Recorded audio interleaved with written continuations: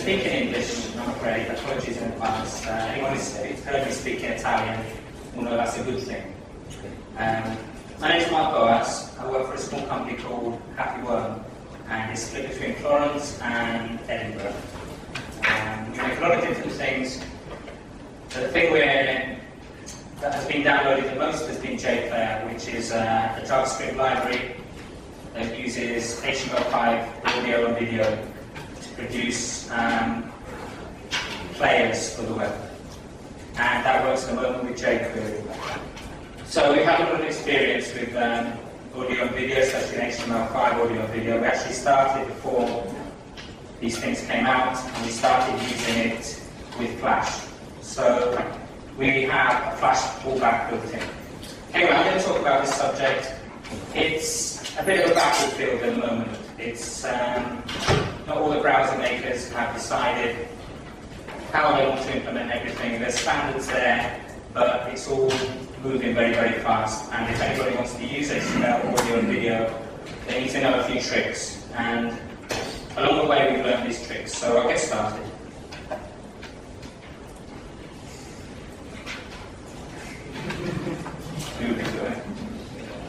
Okay, so you might be thinking, why would you want to use HTML5 audio and video when you've got other methods of playing audio and video inside the browser? Many years we've had Flash, and there's also been plugins like Silverlight, different ways of putting audio or video inside the browser. Well, one of the main reasons is open standards. If you try and implement something in Flash, for example, just taking one example, you've got a company looking after that method of doing things, and that company is Adobe in this case.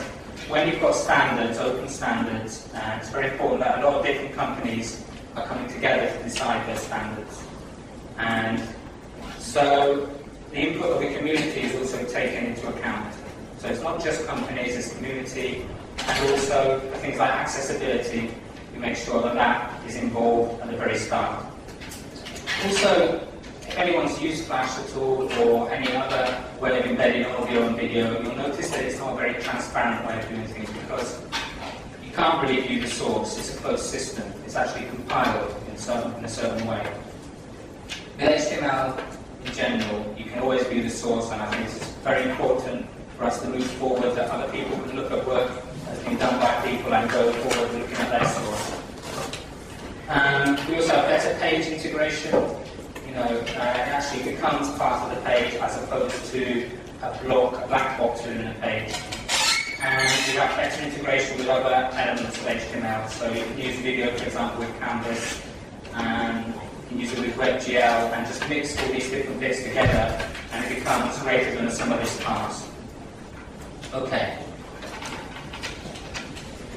Today I had a look on stackcounter.com, which provides stats on the browser usage around the world, and looking at it, it seemed to me that we're at about 60%, over 60% of browsers now support HTML5 audio and video. Which obviously, if you're going to create a solution, you need to bear that in mind and probably create a fallback, depending on what you're trying to do and what different browsers you're targeting. But basically, we have from Chrome 10 onwards, Firefox 3.6 onwards, Internet Explorer 9 only just come out, but now they support it, so that's great. Opera 10 Plus, Safari 5 Plus, and of course we have the mobile browsers now. Android 2.3 has audio and video support. 2.2 only had video. BlackBerry 6 is it's a newish platform, but it's very well. It's supporting these new standards very well. There's Firefox Mobile that's just come out.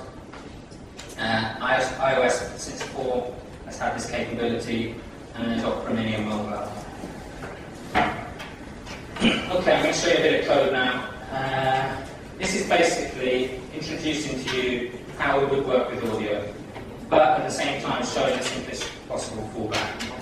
Now, if anyone's familiar with something like Flash, you probably remember that horrendous mess that was involved in putting Flash in the page to play some audio. This is more simple than this, is very hard to find. So it's a beautiful simplicity. Basically, we're just saying it's an audio tag, the source is the file that we want to play, and we've decided to display the controls. And then anything you put between the audio tag will be only read if the audio tag isn't supported. So if you use a browser that doesn't support audio, you will be given here, in this case, a link to the file. So I think that's pretty straightforward. This produces, you can see underneath the actual player. It's a very simple player. All the browsers have their own different versions. I'm going to scoot on because I haven't got much time, so I'm not going to actually play it. Here's a video example. Now, with video, there's slightly more to specify. Video is a visual thing, obviously, so we've got the width and height there. Here I've introduced another attribute, which is preload, which is saying to the browser, if you support preload, try and preload as much as you can, or as much as you think is wise. So the media will be loaded in advance as soon as that tag is encountered. And poster basically just says display an image where the video is. So you can have an image that represents your video displaying at the start. I've actually not got Elvis here, so it's just a white screen, but we'll just see this one playing, shall we?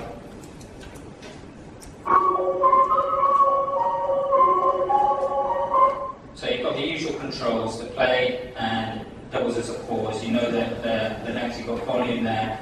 This is just the Firefox browser this is running in, but pretty much you've got a decent video player there.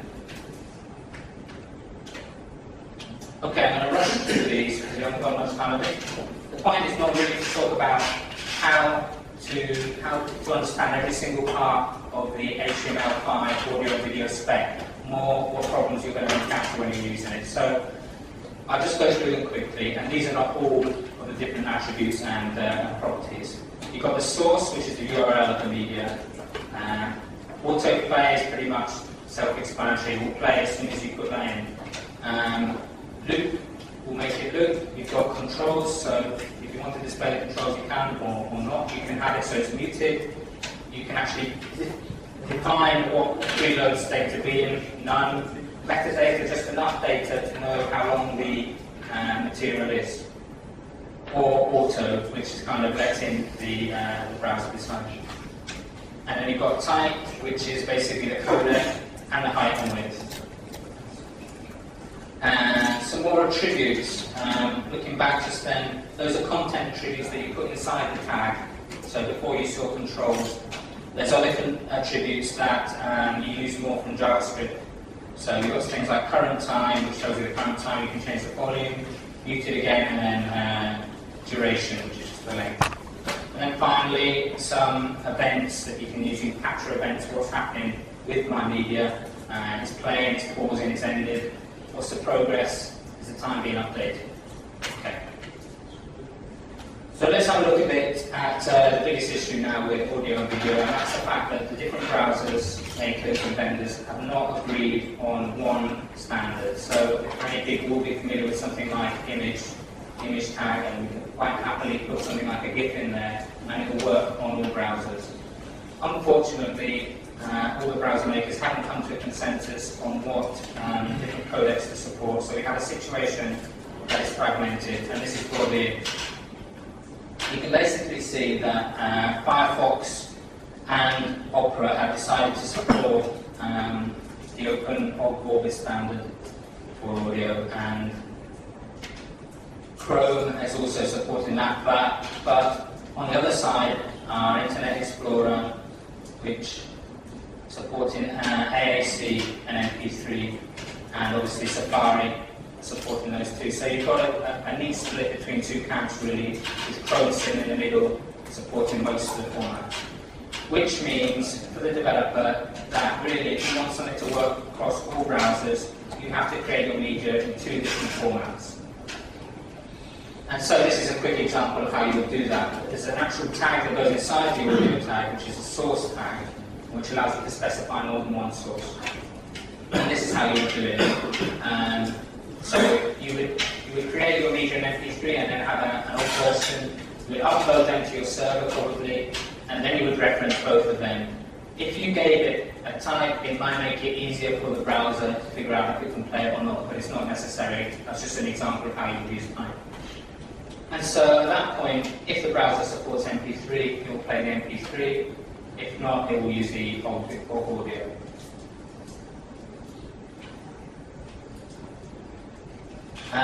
Okay, so the video situation is pretty similar. The only real difference is now there's a new format called WebM that's coming out, and it's expected that this format is actually slightly better than all, and so people like Chrome are going to really push that, I think, and Google, and so there's a new format there. So really, if you want to provide the optimum experience, you have to code in use three different codecs, MP4, WebM, and all. But you can get away with not using WebM because it's just a matter of quality. WebM is a better quality format. You give it to the browsers that support it. Okay, let's move on quite quickly. One thing about Safari is to notice Safari relies on QuickTime to play audio and video in the browser. So if you install Safari on Windows and you haven't installed QuickTime, it's not going to work. They've actually had issues on operating system level where the tags haven't actually worked properly, the audio and video haven't worked properly, and there's been bugs filed, and that's just recently been resolved. I think this is part of the fact that they are going very deeply into the operating system level with the playback of media and not really decoupling to the browser. So it's something to be aware of. What you can do, which is very useful, if you've got various different browsers, you can go to different sites to see how they work. And I really recommend all of these sites. Some sites will kind of detect what you have, like HTML5 test will check your browser that you're using to go into that site. But if you go to somewhere like caniuse.com, they will actually give you statistics on all the different browsers and actually make predictions into the future of what will be supported. If you're doing any serious development, you might want to look at a library called Modernizer. What Modernizer basically does is allow you to detect what is supported in your browser, and then you can decide to pull back. In our case, usually with audio and video, we would use Flash to pull back. And then there's our own HTML5 audio support, which just basically tells you in more detail what your browser will support audio-wise. Another thing you need to be aware of is a server-side thing. You know, a lot of us are client-side developers. We don't often think about the server-side configuration files, but we have to in this case. We have to tell the server what the MIME types are, and this is something that comes up over and over again in the support groups for jPlayer. You know, my OG isn't playing, my MP3 is not playing, and one of the first things we say is go and check your HT access file, make sure you've got your MIME type straight. Containers. Okay, so just briefly go over this. Containers are the file name for some, it's hard to explain precisely what it means, it can be very confusing, but container is the name for something that contains the actual codec. So as far as audio is concerned, the OGA is Boas audio, and MP4 is container for AAC, but it gets more complex when you look at video because they have audio and video, and one container such as WebM, for example, uses VPA video and Boas audio, which is the advantage over OGB because I think that the audio video is not as good as the VPA part, which also uses Boas audio. Another example, MP4, H.264, and AAC for audio. Okay, there's a lot of tools out there that you need to use for encoding. There's a lot of help you can get. And I really encourage you to go and have a look at all the different solutions and find the one that's best for you. I'm not going to go through them all here. I mean, my slides will be online if you want to go and check them.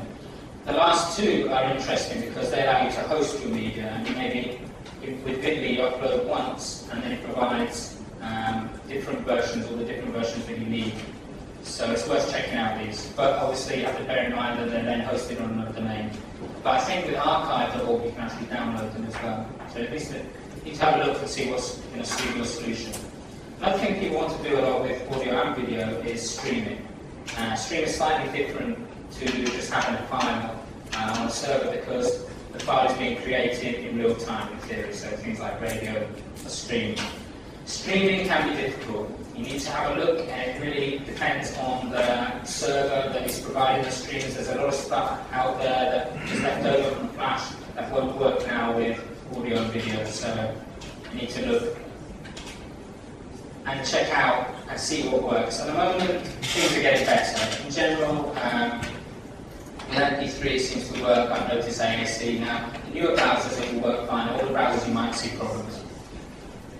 Buffering and seeking. I'm not going to read all of this at all because I haven't got time, but basically, the issue with buffering and seeking is that it's not uniformly implemented across browsers. And buffering means that some of the content is buffered in advance so that if you jump around on the audio or video, it will be there ready and it doesn't have to go and download it. Seeking is similar. Some browsers provide byte range seeking, which means that you can actually click on a part of audio or video that hasn't downloaded yet, and it will start downloading from the point that you click. Okay, so it means that it can more quickly react to what you want to do, whereas some browsers still have to buffer everything up to that point before it gets to that point. Something to be aware of again. Okay, a lot of people want to use HTML5 audio and video, but mostly audio for games. Because HTML5 games now becoming more interesting, more possible. So how would you do that? Well, you just use the same tag as usual, but you have to be careful because there's certain problems. Looping is not reliable on all browsers, so if you want to play a sound more than once, there might be a gap depending. Look at your browsers and see that they all differ. Latency can be an issue, especially in mobile browsers. They have to instantiate the object, it can take time. So when you're making games, you don't want any latency. And this is why people are still using Flash for games. And some browsers deal with small clips badly as well. So if you have a very small audio clip, it might have varied behavior. Possible solution that's come out is audio sprites. There's Remy Sharp, who does a lot of work in JavaScript, jQuery as well. Came out with this solution, and basically you put all the audio together in one big long file, and you just play a certain part of it. This has the advantage that you have less latency, and also you don't have the issue of the small clips. One big thing to watch out for is that mobile browsers generally will only play one sound at a time. Okay, detection. We talked about modernizer. This is a simple way of detecting. You can use something called play type. I'm just going to skip over these now. You can detect things to more accuracy, for example, what codecs are supported using play type as well. And you can even check if the buffer property is supported. So there's quite a lot you can do to check, and then you can decide how to go on. Okay, mobile browsers can act differently. This is true. If you take something like autoplay, I mean, I'm generally against autoplay. I hate it when you load a web page and it plays straight away, and then your browser crashes, and then you have to reload all your tabs, and suddenly you've got 4 or 5 audio clips playing in different, and you don't know how to close them down. It's a nightmare. So I don't like autoplay, but I respect the fact that people can choose whether to use it or not. The problem is that some mobile platforms will not allow you to autoplay.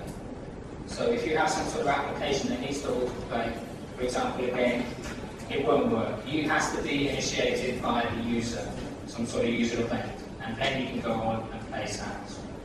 So it will often not work. Volume changes, a lot of mobile devices, they will not allow you to change the volume through the browser.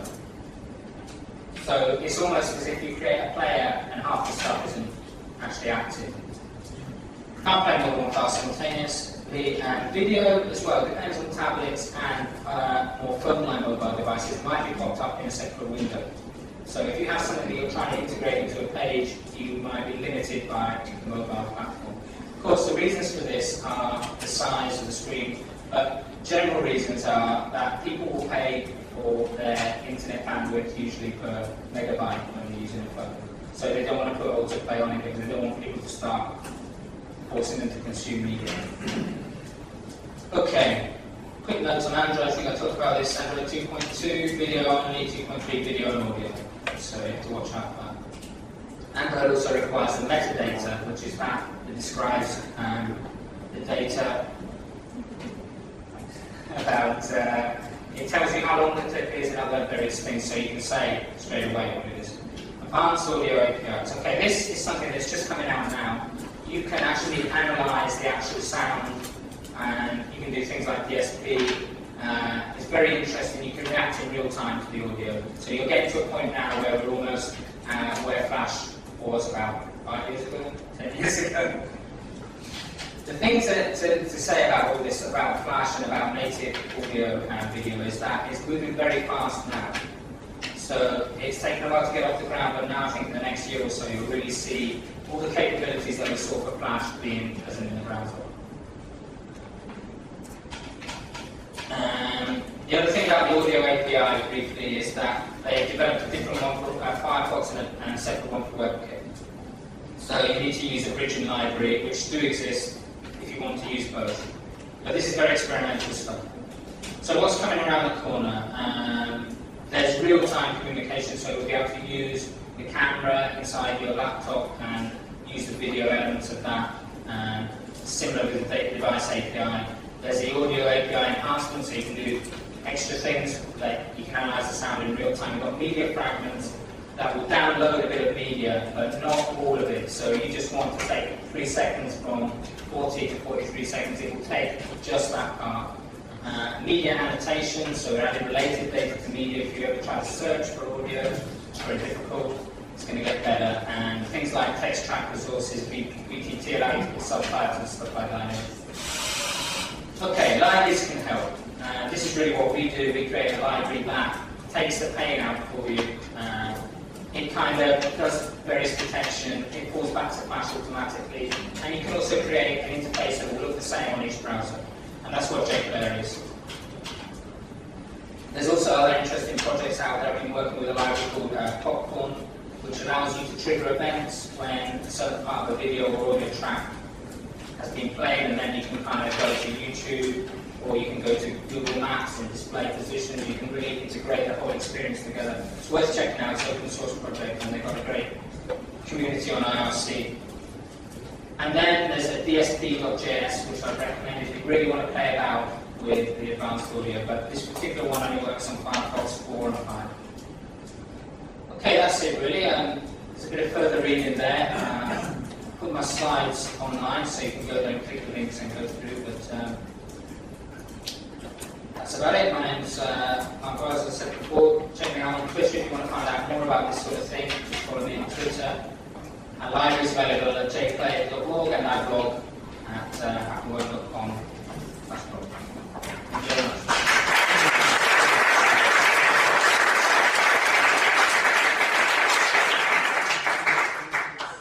Se c'è una domanda veloce, ce la facciamo.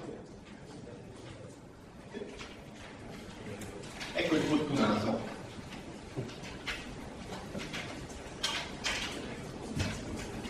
Hi, I have a question. I was happy when we started moving away from Flash towards HTML, but lately I've been seeing that when clients want HTML5, they actually just want that your videos play on iOS devices. Yeah. Don't you think that the fragmentation between all the support in the video and the work needed to support different video codecs and containers will mean that Flash is here to stay on desktop browsers? So the question is Flash here to stay because it's too difficult to implement HTML5 audio video solution? Too convenient, more than anything. I would say Flash is here to stay, but not for that reason. The Flash is here to stay because it will always provide a fallback for all the browsers. So yes, Flash is here to stay, Flash isn't dead. But as far as it being inconvenient, yes, it is quite inconvenient at the moment, but you have to remember there are services out there that are trying to bridge that. So if you take Bigly and you only upload once and then you've got all the formats that you need, it takes a lot of the pain out of it. And of course, it's a big plus point to be able to work on iOS. I mean, a lot of clients that want to use HTML5 audio and video, one of the main reasons, the number one reason, is that it will work on the iPad or the iPod or the iPhone. And these are, quite popular devices. So for that reason, I think HTML5 is going to gain traction. And it should get easier. I'm not saying it will do, because it's still this battle, but it should get easier. Okay. Thanks up. Sorry guys. Grazie Mark, grazie per il tuo intervento.